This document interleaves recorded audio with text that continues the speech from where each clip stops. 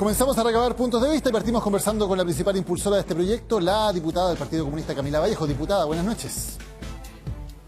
Hola, buenas noches, Daniel.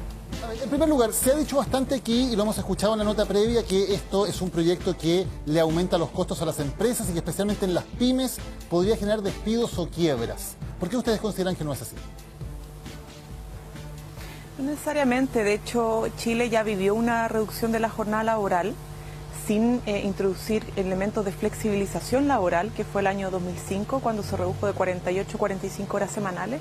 Y desde el 2005 a la fecha nuestro país ha sido más productivo, los trabajadores son más productivos, las empresas son más productivas. Entonces el hecho de trabajar más horas, como se hacía antes, no necesariamente generaba más productividad. Muy por el contrario, la reducción de la jornada, la última que se hizo, generó mejores condiciones de desarrollo en el país. Obviamente mejoró calidad de vida, pero todavía es insuficiente. Somos uno de los países que más horas trabaja al año en el mundo.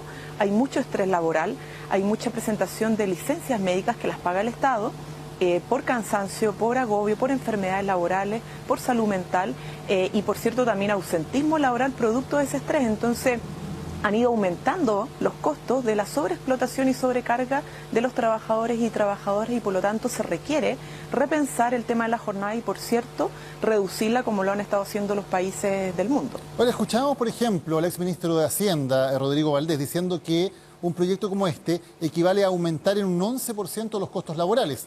Cuando los costos laborales aumentan, evidentemente el incentivo para las empresas es o a despedir personal o a reemplazarlo por robotización, que es una tendencia que va muy fuerte.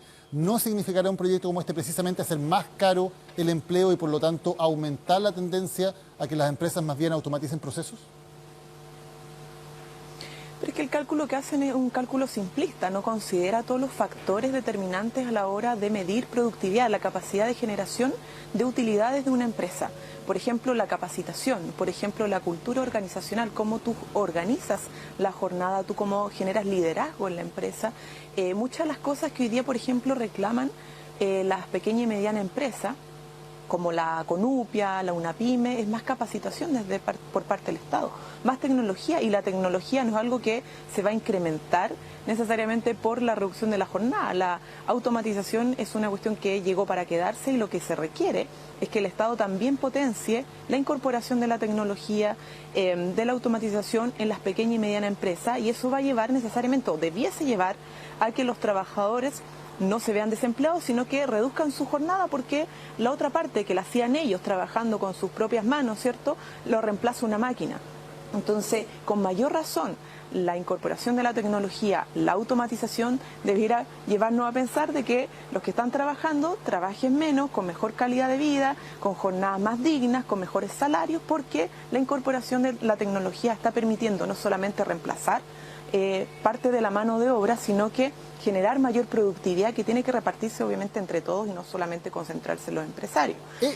Y por lo tanto esto hay que verlo como una oportunidad, porque así lo han visto los países desarrollados en el mundo, y así además se ha dicho por parte del presidente de la Comisión Nacional de la Productividad, quien es una persona de izquierda, que ha dicho que la clave para mejorar productividad es mejorar la calidad de vida de las y los trabajadores. Un cambio de mirada que es necesario para nuestro país, y porque además esto no se trata solamente, Daniel, de números, de cifras, porque podemos sacar cálculos matemáticos para lo que queramos y responder con eso a los intereses que queramos responder.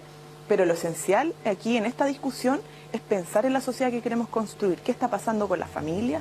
¿Qué está pasando con el agotamiento de los trabajadores y trabajadoras? ¿Qué está pasando con los niños y niñas que casi ya nos ven a sus padres, o cuando los ven muy agotados? Hay abandono en la infancia, y por lo tanto, si queremos realmente construir una sociedad mucho mejor, más feliz, más armónica, necesitamos discutir de la reducción de la jornada. Y el gobierno podrá querer discutir bajo su reforma sobre criterios de flexibilización, etcétera, lo que quiera. Esa reforma está en el Senado, pero no bajo esos argumentos obstruir o obstaculizar una demanda más tan sentida por las y los trabajadores, que es la reducción a 40 horas semanales de la jornada laboral. Precisamente iba a ese tema, diputada. En el gobierno se dice que su proyecto de flexibilidad, que reduce la jornada laboral a 180 horas mensuales, también es una reducción del 8%. El proyecto que impulsan ustedes es del 11%. Parecen bastante similares. Si el objetivo es efectivamente lograr que se trabajen menos horas por la calidad de vida, por la familia, etcétera, ¿por qué entonces no también ver con buenos ojos un proyecto del gobierno que también reduce el horario de trabajo? Escuché un poco cortado, si no vemos con buenos ojos la propuesta de gobierno. Considerando que también reduce la jornada laboral finalmente en un 8%, tal como la de ustedes la reduce en un 11%, parece bastante similar. Pero ¿de dónde sacan ese número, Daniel? Con sus propios estudios. De las 180 porque lo horas que pasa semanales. es que pero es que las 180 horas semanales están en el Código del Trabajo. Son 45, 45, 45, 45. O sea, la jornada máxima semanal son 180 horas actualmente en el Código del Trabajo y no están reduciendo la jornada. Claro, pero Lo que un hacen mes, ellos un mes es no es sacar un exactamente 4 promedio. semanas. De ahí sale el cálculo. Bueno, pero ellos sacan un promedio, entonces claro, porque en el año también hay feriado. Entonces, si tú sumas los feriados, si tú sumas que todos los meses son iguales, entonces claramente te va a dar que el promedio de horas probablemente no es igual todas las semanas, ¿ya? Entonces el promedio te puede dar menos que el límite legal que existe. Pero ahí estás contando feriado, día de descanso, o sea, es tramposo ese cálculo.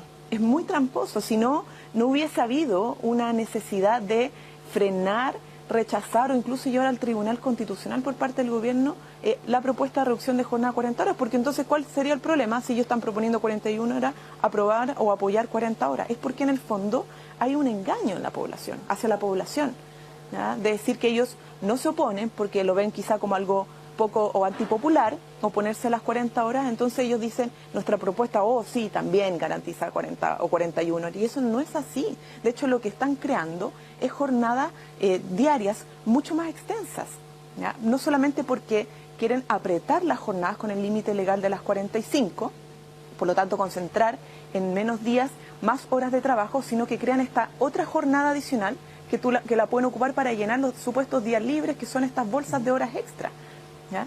Que es romper con la lógica del límite de las horas extra. ¿Por qué se planteó límite a las horas extra? Para no sobreexplotar y sobrecargar a los trabajadores y trabajadoras bajo la lógica del incentivo supuesto a aumentar sus remuneraciones. Y ellos rompen con eso para poder tener a los trabajadores más tiempo a disposición del empleador, llenando todos los días y horarios posibles habido y por haber. Entonces, la lógica de la propuesta de gobierno no es solo flexibilizar, ¿ya? Es generar las condiciones al empleador para poder poner al trabajador a su disposición más tiempo y dejando de lado obviamente la negociación colectiva como forma, o a los sindicatos como forma de protegerse ante esa posible amenaza. Entonces, eso es lo complejo. Ahora eso podemos discutirlo aparte también. O sea, nosotros no vamos a tener problema porque eso va a entrar a discusión, está en el Senado, se va a tener que discutir sí o sí. Pero ojo con utilizar la propuesta de gobierno, que es reciente, para obstaculizar una propuesta que presentamos hace 2 años, que tiene mucho respaldo de los trabajadores y trabajadoras, que hace sentido y que es necesaria discutir. Otra cosa es cómo se distribuyen las horas, otra cosa es la flexibilización, pero que hay que poner un límite legal a las jornadas para evitar la sobrecarga de los trabajadores que han cargado por décadas con la desigualdad, con un sistema realmente opresivo. Es necesario, Daniel, y yo creo que un poco ponerse la mano en el corazón de una vez por todas y ponerse a mirar o discutir esto a escala humana. Diputada, eso es lo que se requiere diputada Camila para Vallejo, avanzar en el desarrollo del país. muchísimas gracias por habernos acompañado hoy en 360. Muy buenas noches. Bueno, muchas gracias, Daniel.